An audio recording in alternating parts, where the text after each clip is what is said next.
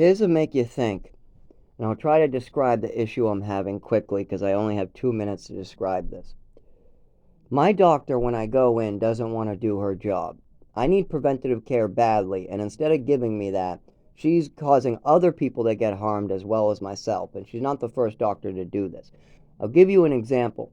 When I used to go to another doctor down the street, and I caught COVID, I was deadly sick. Everybody could see it. My customers could see it. My roommates could see it. My friends could see it. I'm puking all the time. I definitely have the flu on top of my pre-existing conditions, as well as my heart's going. I'm falling down.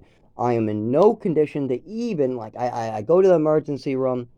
Now, my doctor's job as a preventative care, her patient is now reporting flu-like symptoms of a list of vomiting, runny nose, the vomiting won't stop, a pre-existing condition that's making him fall down. He thinks he's contagious, and that this is at a time where the COVIDs are mutating, and my doctor is also aware that just because a test is negative doesn't mean that there still isn't flu symptoms. So, and it's very obvious to anybody looking at me that I have long-term flu-like symptoms that are getting severer by the day. Now, what preventative care did I get? I told them I was at work and that I am probably contagious. I'm sick and they can see it for themselves. I went to the emergency room. Now, any smart or doctor who would do their job would say, well, we don't want the public getting sick and we don't want Zach getting hurt, like choking on his vomit, falling down, ending up in a wheelchair or anything because he's working with a pre-existing condition while sick, as well as he's going to need to pay his bills.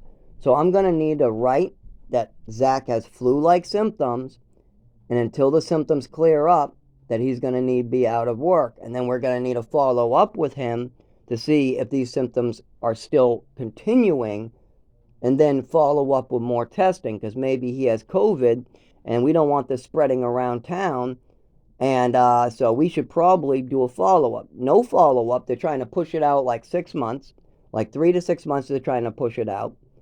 2, no paperwork whatsoever. I'm like begging on my hands and knees for just a signature and a piece of paper of just, please tell them what's going on with me, please. You can see the blood. Look at my testicles. They're full of blood. Please, just put it on paper.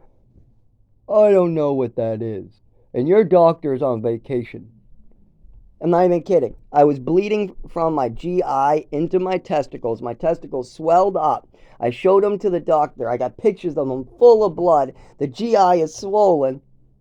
And the doctor tells me that he's not going to write paperwork because my real doctor is on vacation. And then when my real doctor comes back 2 to 3 months later, they're still having me work bleeding internally.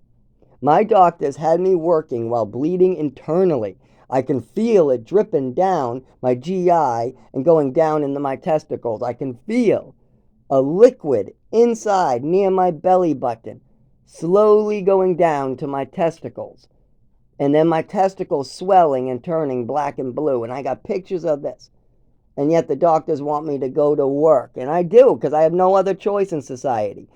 If you get sick or you're hurt, you go to the doctors, you get documentation of it, then you go on medical leave.